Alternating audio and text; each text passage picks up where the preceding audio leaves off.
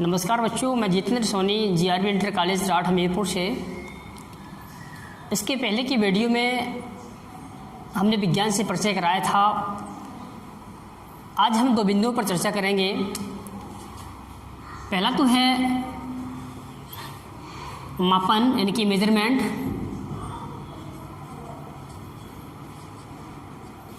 और दूसरा है मात्रक यानी कि यूनिट्स।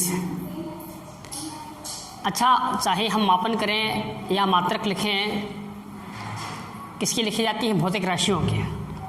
मापन भी भौतिक राशियों का करते हैं, मात्रक भी भौतिक राशियों के ही लिखे जाते हैं। तो इससे पहले हम देखेंगे भौतिक राशियाँ क्या होती हैं। भौतिक राशियाँ यानी कि फिजिकल क्वांटिटीज, वे राशियाँ जिन्हें एक संख्या द्वारा व्यक्त किया जा सके तथा जिन्हें प्रत्यक्ष या अप्रत्यक्ष रूप से मापा जा सके, भौतिक राशियाँ कहलाती हैं। प्रत्यक्ष यानी कि डायरेक्ट, अप्रत्यक्ष यानी कि इनडायरेक्ट। जैसे हमको इस बोर्ड की लंबाई का मापन करना है, तो हमने मान लीजिए कि इसकी लंबाई 2 मीटर है, तो 2 क्या है? एक संख्या है, हमने संख्या से व्यक्त किया। इसका वजन तोलें, इसका वजन 10 ग्राम है, तो 10 क्या है? संख्या है। और इस बोर्ड को हम प्रत्यक्ष रूप से माप सकते हैं, लेकिन कुछ ऐसी राशियां हैं, कुछ ऐसी मापें हैं जिनको हम प्रत्यक्ष नहीं माप पाते। जैसे हमें चंद्रमा की दूरी का मापन करना है, तो हम डायरेक्ट नहीं नाप पाएंगे इसको। तो या तो हम प्रत्यक्ष मापेंगे या अप्रत्यक्ष मापेंगे। तो परिभाषा बनती है कि वे राशियाँ जिनको एक संख्या द्वारा व्यक्त किया जा सके तथा जिन्हें प्रत्यक्ष या अप्रत्यक्ष रूप से मापा जा सके, भौतिक राशियाँ कहलाती हैं। अब भौतिक राशियाँ के बाद हम देखेंगे मापन यानी कि मापन की आवश्यकता। मापन की आवश्यकता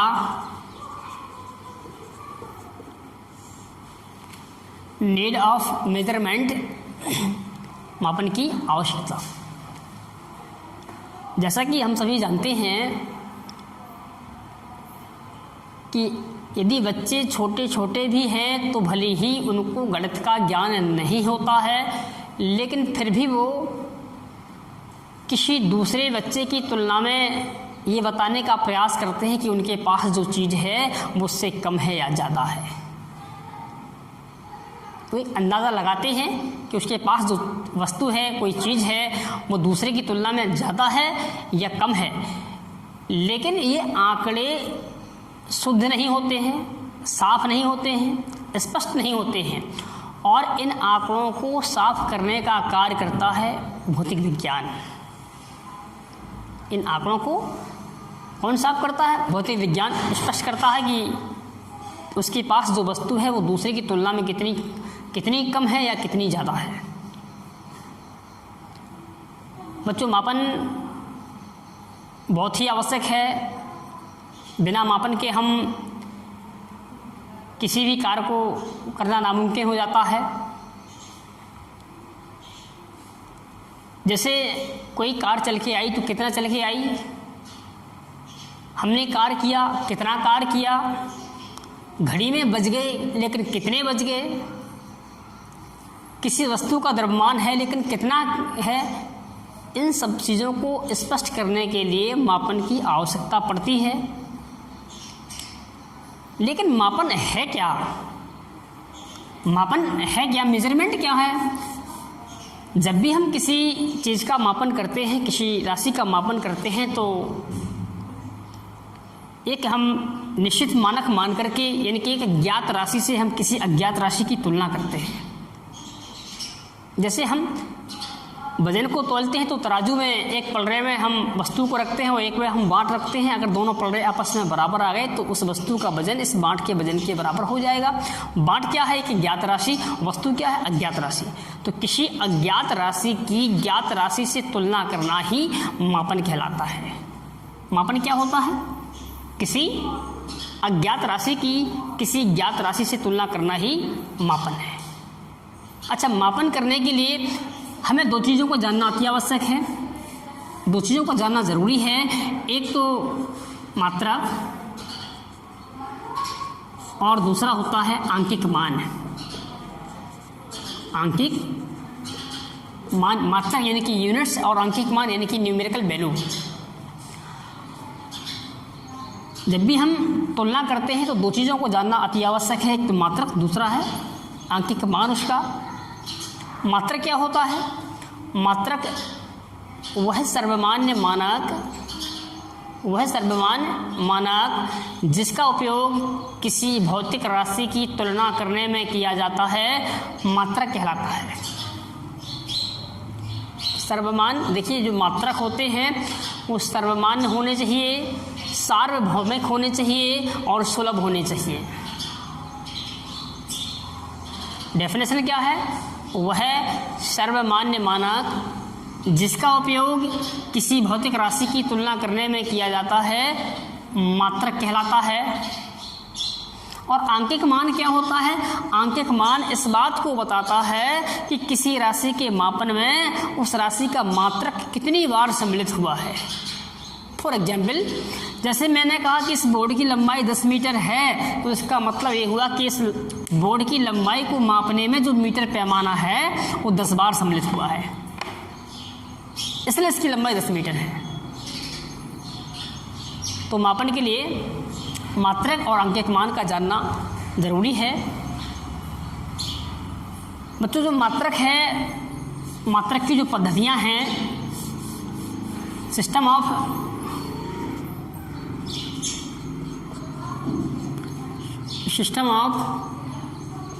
यूनिट्स,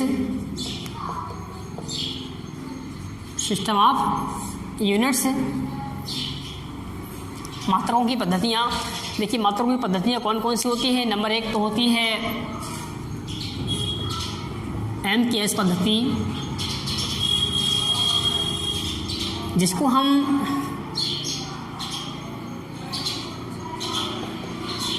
मीट्रिक सिस्टम के नाम से जानते हैं। दूसरी होती है CGS पद्धति,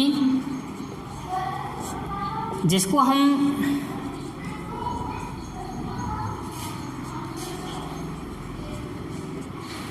फ्रेंच सिस्टम के नाम से जानते हैं। और नेक्स्ट होती है FPS पद्धति, जिसको हम ब्रिटिश सिस्टम के नाम से जानते हैं। और मात्रकों की एक प्रणाली होती है, आपने नाम सुना होगा, उसका नाम होता है SI पद्धति, SI प्रणाली। देखिए, नाम से M means metre, K means kilogram, S means second, यानी कि इस पद्धति में लंबाई को मीटर में, द्रव्यमान को किलोग्राम में और समय को सेकंड में मापा जाता है। CGS मतलब C से सेंटीमीटर, G से ग्राम, S से सेकंड। इस पद्धति में लंबाई को सेंटीमीटर में, द्रव्यमान को ग्राम में और समय को सेकंड में मापा जाता है। FPS, F means foot, P means pound और S मीन्स सेकंड। इस पद्धति में लंबाई फुट में, द्रव्यमान पाउंड में और समय सेकंड में मापा जाता है।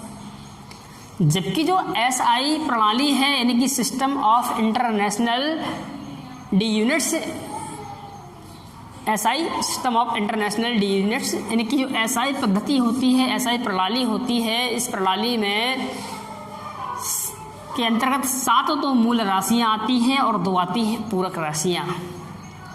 इस प्रकार से SI प्रणाली में 9 राशियां आती हैं और इनके जो मात्रक होंगे वो SI पद्धति के मात्रक होंगे। इनके 7 और 9 मात्रक SI प्रणाली के अंतर्गत आते हैं। इसके बाद की वीडियोज़ में हम मूल राशियां और मूल मात्रकों के बारे में बताएंगे। तो इस प्रकार से ये मात्रकों की प्रणालियां हो गई, MKS, CGS, FPS और SI प्रणाली। शेष चर्चा नेक्स्ट वीडियो में होगी। धन्यवाद।